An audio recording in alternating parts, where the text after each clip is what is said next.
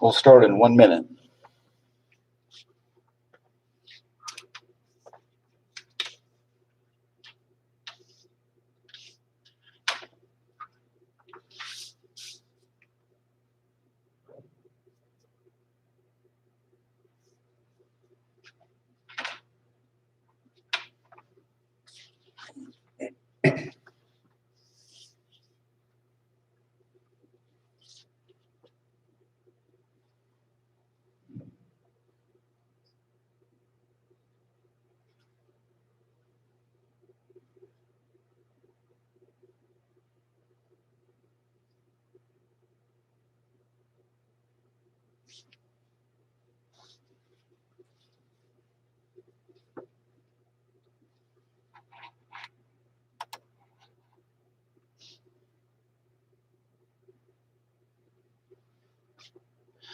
Both today and tomorrow will be in section 4.2 on applications with systems of linear equations. So here's, in general, a step-by-step procedure when solving application problems with systems of linear equations. First of all, read the problem and try to understand it as best you can. You might need to read it more than once. Then part 2, identify what needs to be found. Step 3, assign variables to quantities that need to be found. And translate the given information into a system of equations. And then solve the system of equations. And then check your answers to see if they make sense. And then in a complete sentence, write the answer to the problem. So I'll illustrate those steps in a few problems. In this first one, Travis bought 3 notebooks and 4 pens for $20. And Tessa bought 2 notebooks and 5 pens for $18. And we're supposed to find the cost of each notebook and each pen.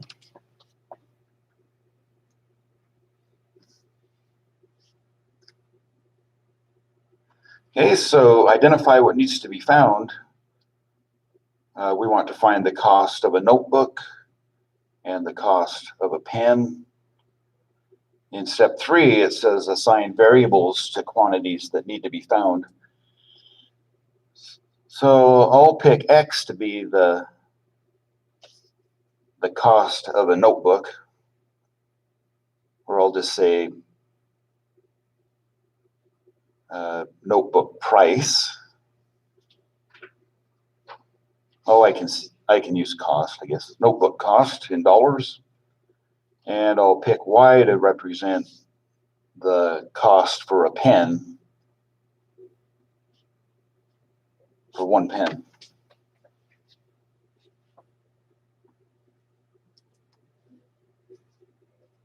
Okay, so going back to the first sentence, now we're trying to set up a system of 2 linear equations.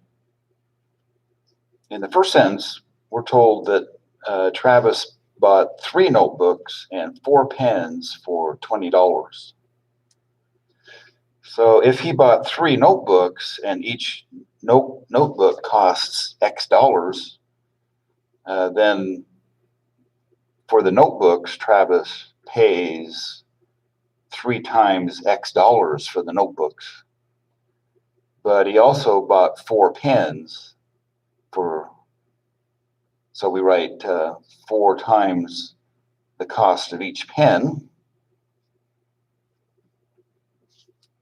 And we're told that the total cost is $20 for Travis.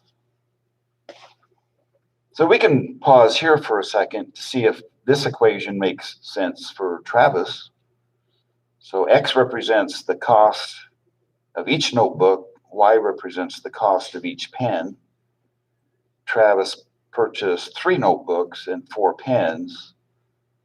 So the cost is 3x plus 4y, and we're told that the total cost is $20 for Travis. So this equation seems to make sense for Travis. And in a similar way, we set up an equation for Tessa. Tessa bought 2 notebooks and 5 pens for $18. So for Tessa, 2 times x represents the amount she paid for $2 or 2 notebooks, and then plus 5y. The 5y represents the amount Tessa paid for 5 pens, and altogether the 2 notebooks and the 5 pens cost Tessa a total of $18. Okay, so here is our system of 2 linear equations, and we can solve it using substitution or addition. I'll use the addition method here.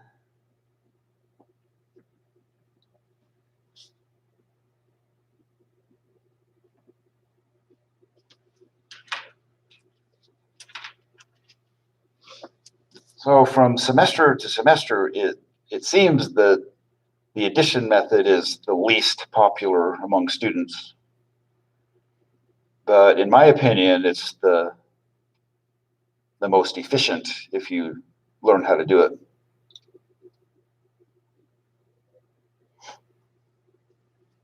Well, if we add the equations as they are in their current state, we do not get an elimination. So we're going to have to alter one or the other, or possibly both equations without changing the meaning. So, and we have options when we do this. So what I'm going to do, I'm going to multiply the top equation. So top equation, I'm going to multiply both sides by -2. So when I say multiply by -2, I mean multiply every term on both sides by -2. And then for the bottom equation,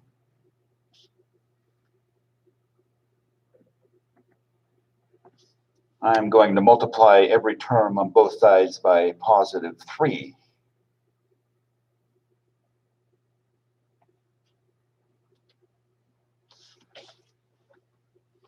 Okay, so let's do that. When we multiply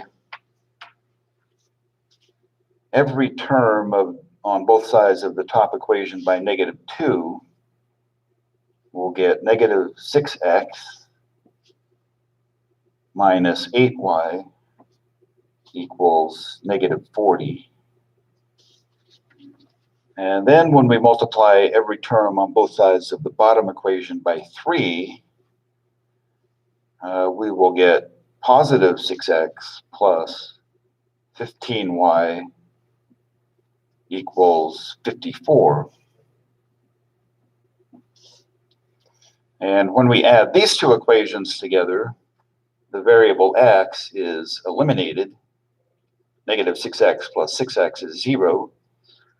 And then -8y plus 15y is 7y. And -40 plus 54 is 14. And then when we solve for y, we get y equals 2.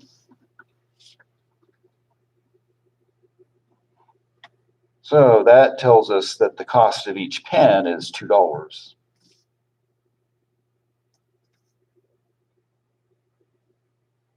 Okay, so we have multiple options to determine the value of x. So I'll use this bottom equation and substitution. So now we substitute the variable y with 2. So substitute y equals 2. And so in this equation, 2 times x plus 5 times 2 equals 18. Or 2x plus 10 equals 18.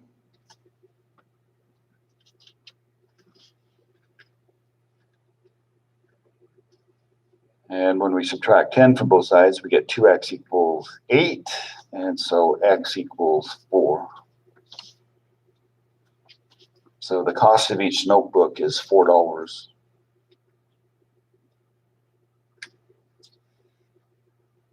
So we can check our answers.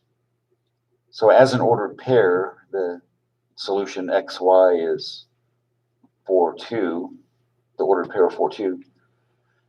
You can check that in the system when x is 4 and y is 2. 3 times 4 is 12. 4 times 2 is 8. 12 plus 8 is 20. That checks out. In the other equation, 2 times 4 is 8, plus 5 times 2 is 10. 8 plus 10 is 18. So that checks out with the system that we have. So it is possible to write down the incorrect system. And so when you're checking your answer, you might go back to the original problem and just see if you can make it make sense with how the problem is worded. Okay, so our summary, or in a complete sentence, write the answer. We can say each notebook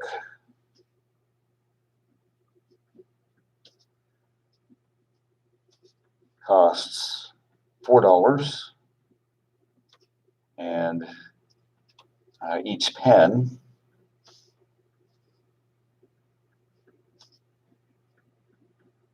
costs $2.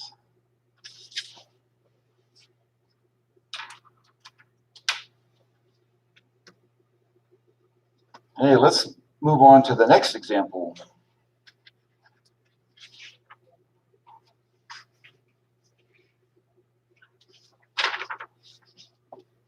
Problem number 2.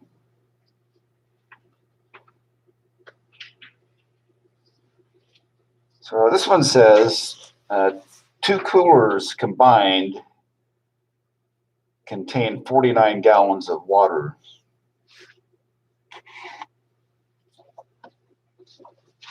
The larger cooler contains 6 times as much water as the smaller cooler.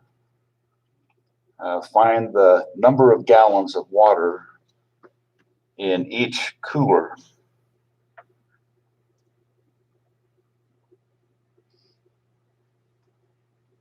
Okay, we have 2 coolers, and each one has a certain number of gallons of water in it. Altogether, in both coolers, there's 49 gallons. And the smaller cooler contains 6 times as much water as the smaller cooler. Find the number of gallons of water in each cooler. Okay, so we distinguished the small cooler from the larger one.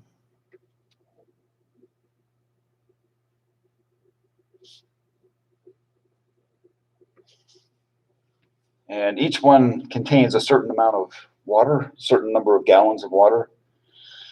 So we can say the small cooler contains X gallons of water.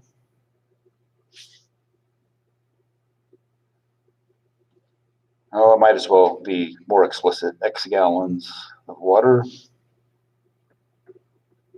And the large cooler contains Y gallons of water.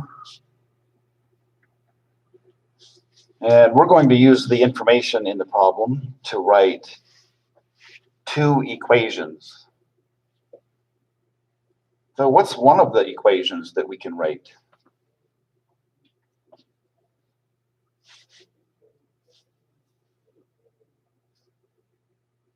Let's focus on the first sentence. And based upon the information in the first sentence and our variable assignments, what's the equation we get?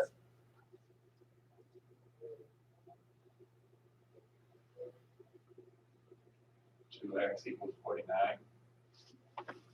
2x equals 49. Well, we have two different coolers.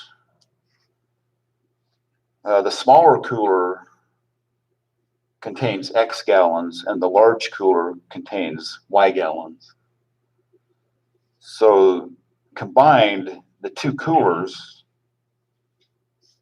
contains 49 gallons. Could you write it as 6x plus x equals 49? Say again? Could you write it as 6x plus x equals 49? No, we're just focusing on the first sentence. In the first sentence, the two coolers combined contain 49 gallons. So if you take the number of gallons from the small cooler, combine it with the number of gallons in the large cooler, we have a total of 49 gallons. X plus y equals 49? Yeah, X plus Y equals 49. Yeah, we have X gallons of water in the small cooler, Y gallons of water in the large cooler. And when we combine them, the two coolers contain a total of 49 gallons. So X gallons plus Y gallons is 49 gallons. So just make a note, this equation is the information in the first sentence, sentences, information,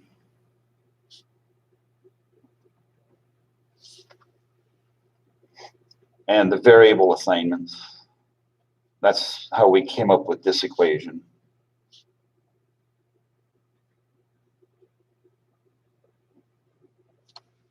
Yeah, so when we're finding equations, we want to make sure that we separate the information regarding each of the two equations and not mix them up. So X plus Y equals 49, that comes from the information in the first sentence together with our variable assignments. Okay, but we need another equation. And now we can get the information from the second sentence. The larger cooler contains 6 times as much water as the smaller cooler. Okay, the large cooler has Y gallons in it.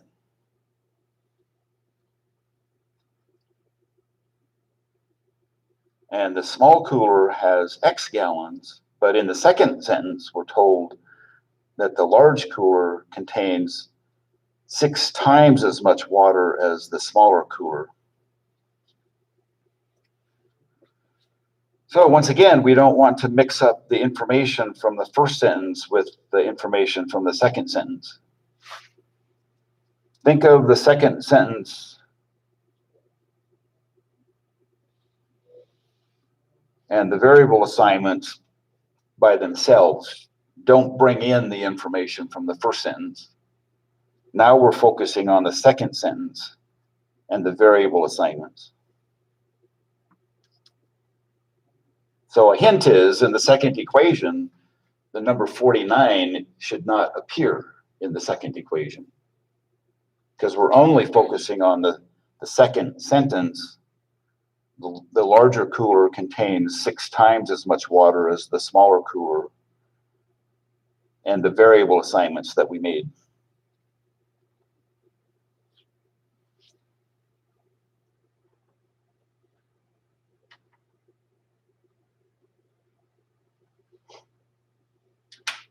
Okay, another thing we can do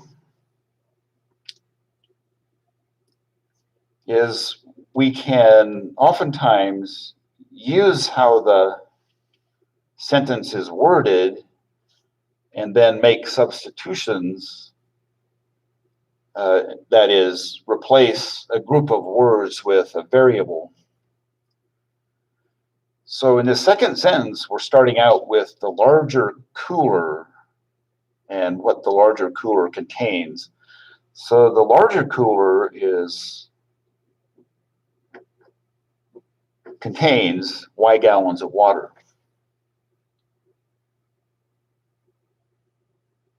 And that is the same as 6 times the amount of water in the small cooler. Y equals 6x. Yeah, so this time it's Y equals 6x.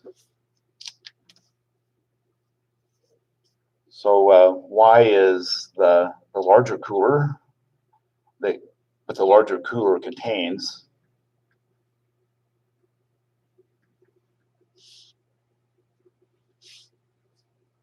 And the large cooler, we're told, contains 6 times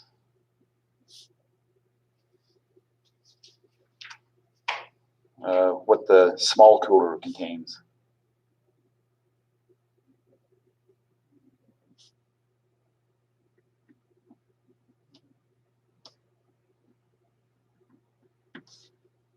Yeah, so this is our second equation, Y equals 6x.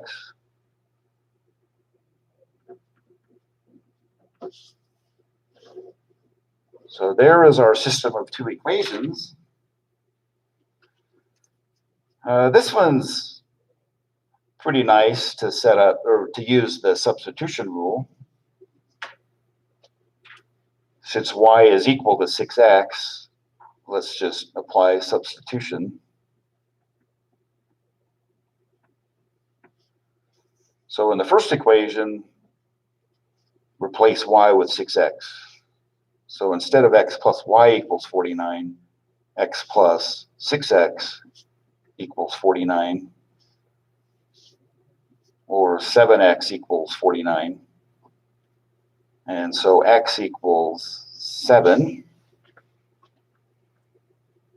And then since Y equals 6 times x, Y equals 6 times 7, or 42.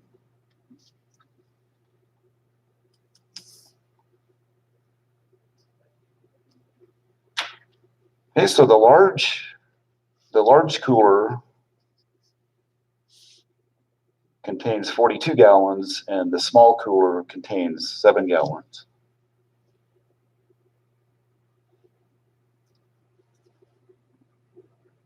So we can write that down. The large cooler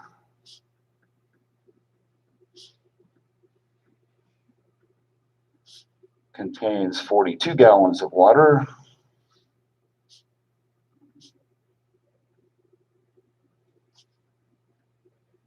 And the small cooler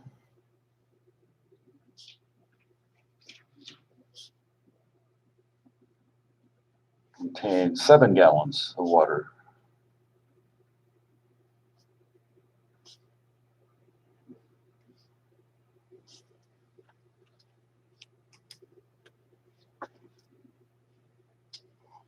Okay, number 3.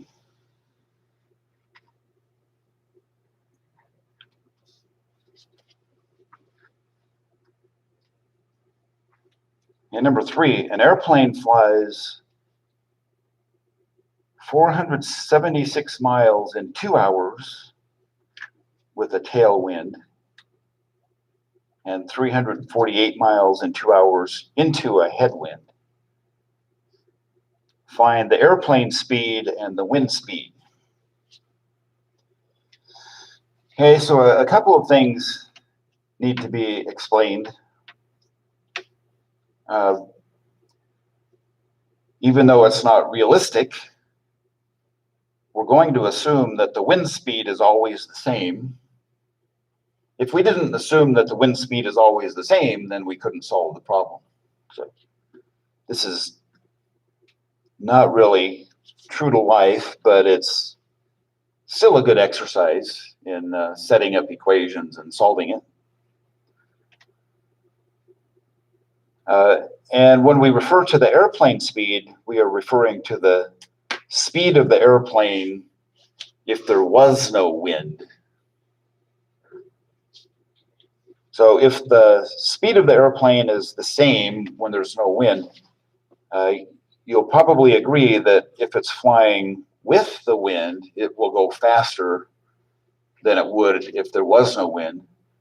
And if it's flying against the wind or into the headwind, it will be flying slower than it would be if there was no wind.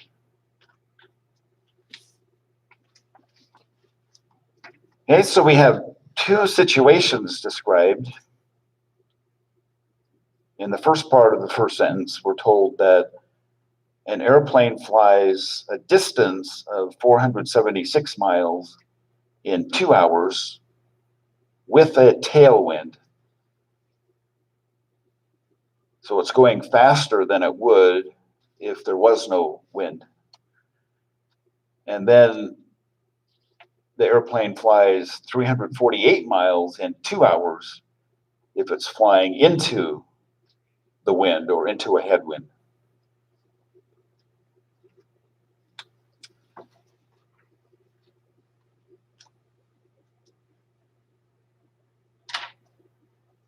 Yeah, I should make a comment about the types of equations that we'll need in this one. And that is the equation distance equals rate times time. So distance equals rate times time. Sometimes we'll use a variation of this equation. In this case, we'll just use equations that have this form, distance equals rate times time. But just note, if you want, you could write distance divided by rate equals time, or distance divided by time equals rate. Those are equivalent variations of this equation, distance equals rate times time. So this is something that you're familiar with, perhaps more familiar with than you might realize. So if you're driving your car on the freeway at 80 miles per hour and you drive nonstop for 3 hours, then how far will you travel during that time? 80 miles per hour in 3 hours? 160 miles. 240 miles. Yeah, because rate times time equals distance. The rate, 80 miles per hour, time, 3 hours. 80 miles per hour times 3 hours is 240 miles.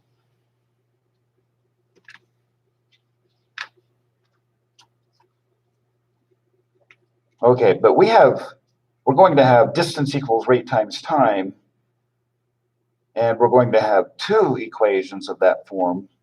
One, when the airplane flies with the tailwind, and the other one, when the airplane flies into or against the wind.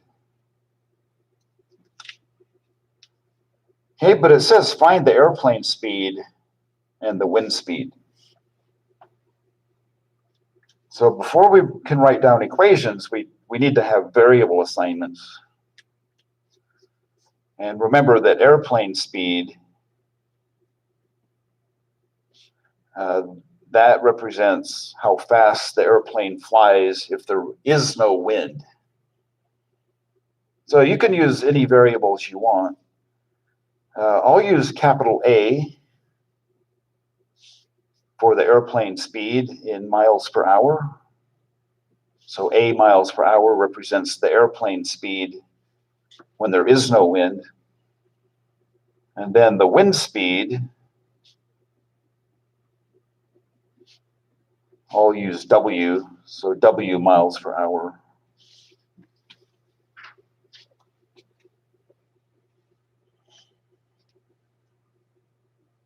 Okay, so with the wind,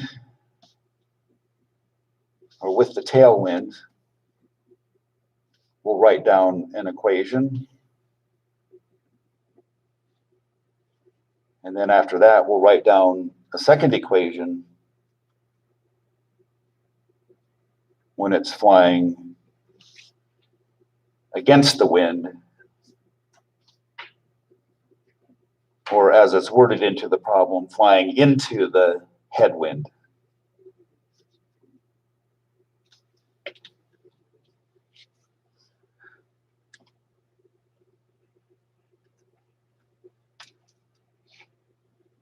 Okay, so we'll write down two equations, each having the form rate times time equals distance. Or you could write distance equals rate times time, but it's okay. Okay, if the airplane is flying with the tailwind, the rate will be the rate of the airplane plus the rate of the wind. So A plus W. Right, we all agreed that when it's flying with the wind, it's going faster than it would if there was no wind. And we're told that when the airplane flies with the tailwind, in 2 hours, it will travel 476 miles. So the amount of time is 2 hours, and the distance is 476 miles.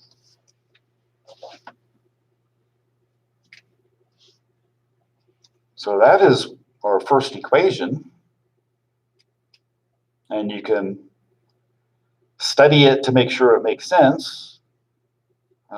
When the airplane is flying with the tailwind, we're told that in 2 hours it flies a distance of 476 miles. And then we just have to make sure that we use the variables correctly, A plus W. When the airplane is flying against the wind or into the headwind, what's the rate?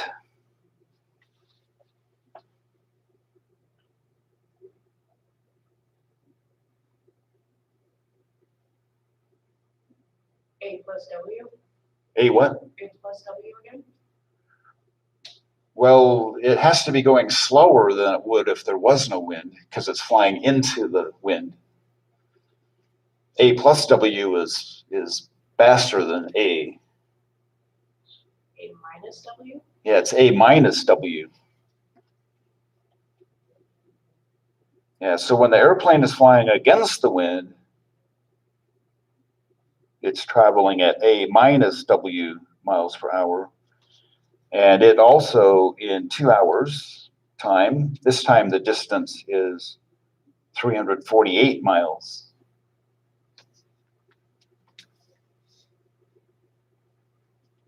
Okay, so everything seems to make sense, because with the wind, it should travel a further distance in the same amount of time that it travels against the wind.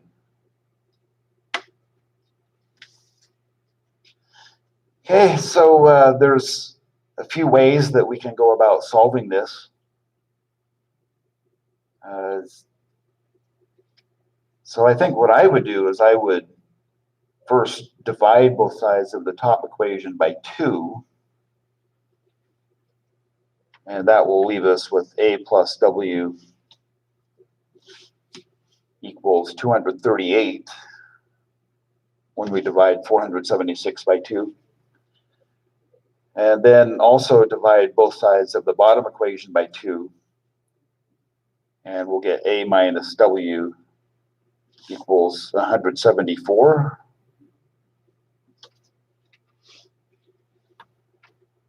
And this system is set up to use the addition method.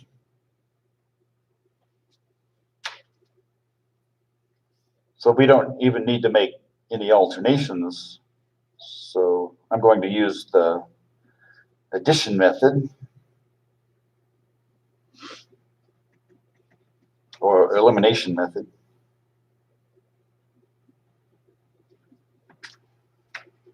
Okay, when we add these two equations together, we get 2A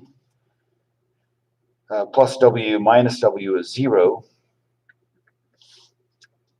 And that will be equal to 412. And then divide both sides by 2, we get A equals 206. So if there is no wind, the airplane speed is 206 miles per hour. And we can use either of those two equations up there to find W. So in the top equation, I'll just replace A with 206. So 206 plus W equals 238. And so W equals 32.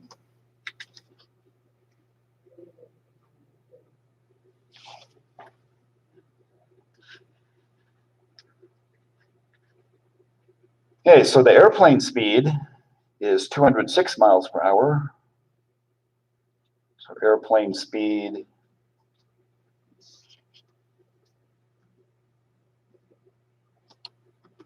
uh, 206 miles per hour. And the wind speed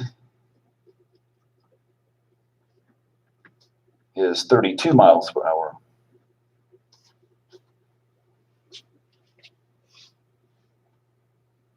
So that's all we have to do on this one. Find the airplane speed and the wind speed.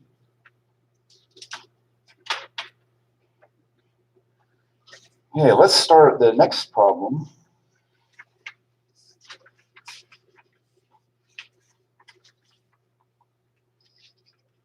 Yeah, the next problem is a mixture problem.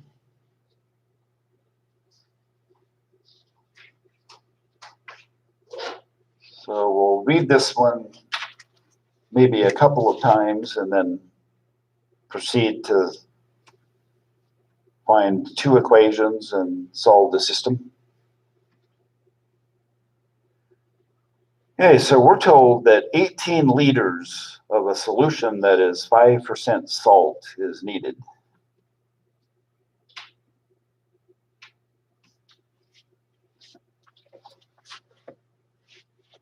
So when we're all done, we'll have 18 liters of a salt solution that is 5% salt.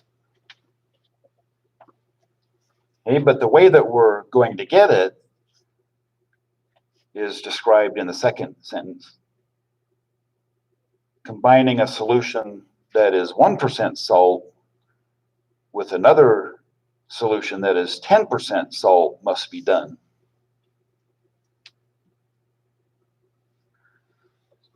So in other words, we're not starting out with a container that has a solution that's 5% salt already. We have one container that is 1% salt and a second container that has a solution that's 10% salt.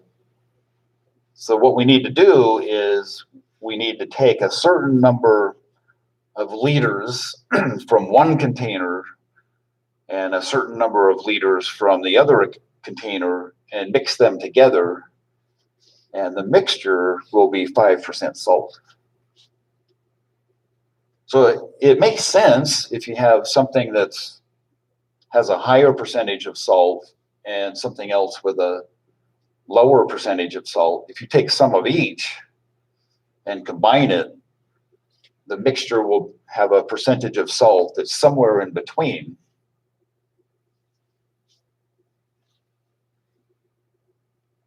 So it'll at least make sense. It says find the number of liters each of the 1% and 10% salt solutions needed in order to get 18 liters of 5% salt solution.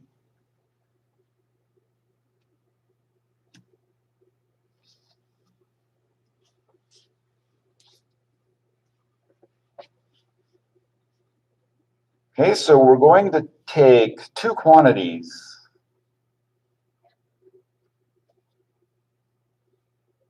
One of those is a certain number of liters that is 1% salt. The other quantity is a certain number of liters that is 10% salt. And then when we combine those two amounts, we're going to get a total of 18 liters that is 5% salt.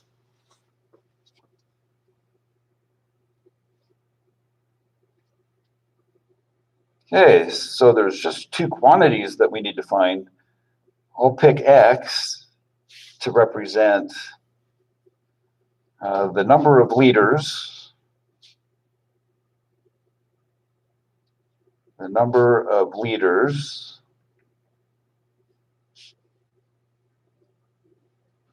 of the 1% salt solution.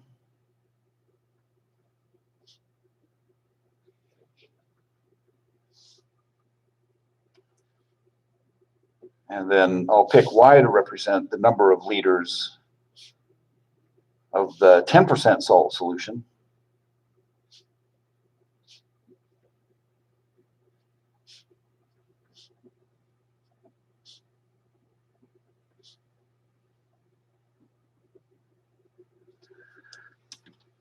And now we can write down two equations based upon the information given.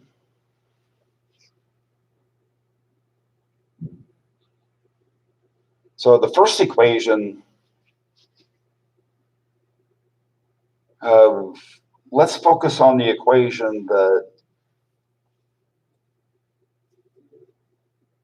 doesn't say anything about the percentage of salt. It's just the number of liters.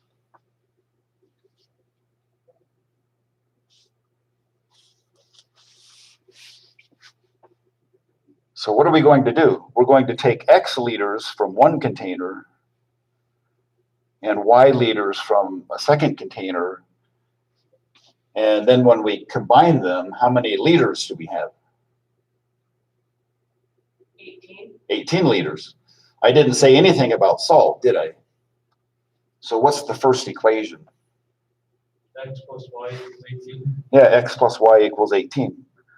X liters plus Y liters equals 18 liters. So note that salt isn't mentioned. Salt content or salt in any form isn't mentioned in this equation. It's just strictly the number of liters taken from two containers and mixed together. And we're told that we need 18 liters altogether.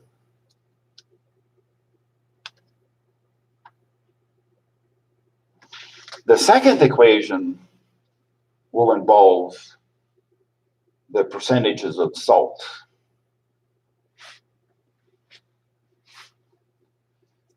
Okay, so if X liters is 1% salt, then how would we find the amount of salt?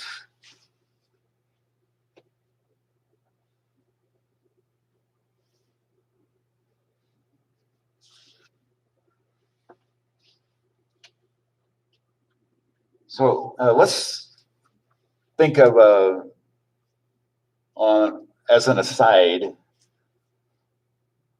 I'll present some other scenario. If you have 100 gallons of water mixed with acid, say, and if the amount of acid is 25%, then how many gallons of pure acid is in the 100 gallons of mixture? 25. Yeah, 25. So how did you get that? Well, 25% of 100 is 25. But another way to think about it is you can multiply 100 by 0.25 to get 25. Multiply the number of liters by the percentage converted to a decimal, and that tells you the amount of that substance that you're looking for. So just to reiterate on that that little simple example, if you have 100 gallons that is 25% acid, then the amount of acid is 0.25 times 100, which is 25. So you would have 25 gallons of acid. Okay, the same idea here is at work. If X liters is 1% salt, then what's the amount of salt? How do we represent, what's a term that represents the amount of salt that X liters has if it's 1% salt?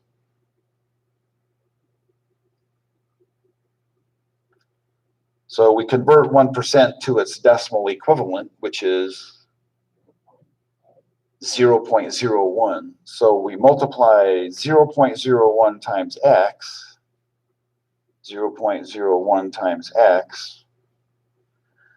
Okay, we're going to mix that with, we're going to add that to another amount of salt. So this time we have Y liters, that is 10% salt. So how do we represent the amount of salt that Y liters has if it's 10% salt? So we convert 10% to its decimal equivalent, which is 0.1 or 0.10 if you prefer. 0.1 is the same as 10%, but to the right of the decimal, you can add a 0 without changing the number. So I'll do that here just for convenience. So 1% of X liters plus 10% of Y liters, what must those add up to? The mixture, we're told, is going to be 18 liters, that is 5% salt.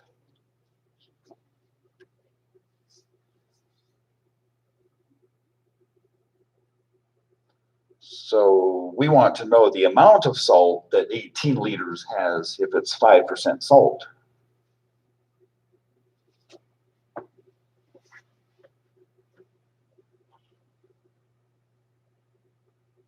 So rather than writing down the product, let's just write down the factors first.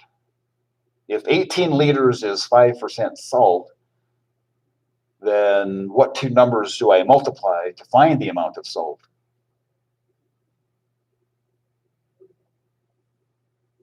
And 0.05?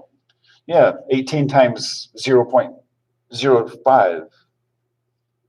I'll go ahead and put the decimal number to the left just to mimic what we did on the left-hand side. So 5% in decimal form is 0.05, and then we multiply that by 18.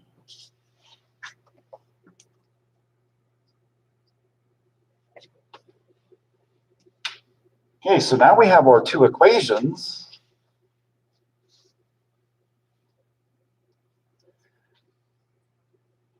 We saw earlier this semester that we can get rid of decimal numbers if we want. You just have to make sure you're careful. So if I multiply every term on both sides of this by 100,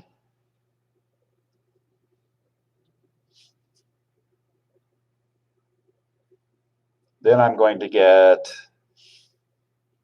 so make a note of that, multiply both sides by 100.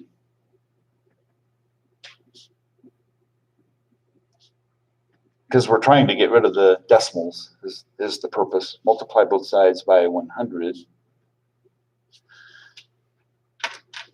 And when I do that, I'll get 1x plus 10y equals 5 times 18. And 5 times 18 is just 90. Okay, so we can use those two equations, x plus y equals 18. and x plus 10y equals 90. And we can solve this system.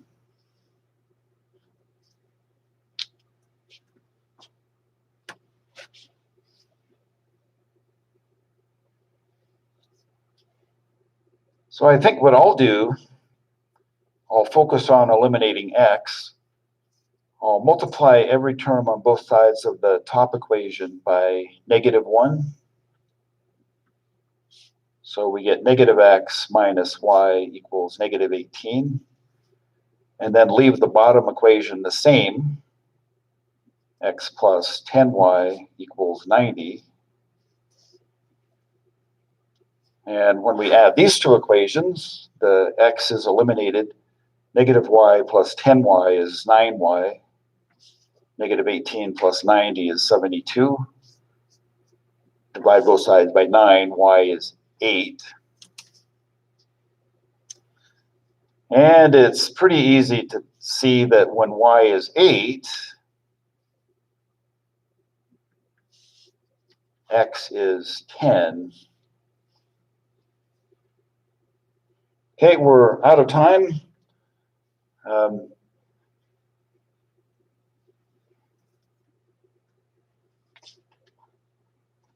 Well, for tomorrow, we're going to do different problems. There's a question online about doing another one like this one. There might not be time. So go back and study this one and then look for problems like this in the software. But that's all for today. Go ahead and sign in for attendance.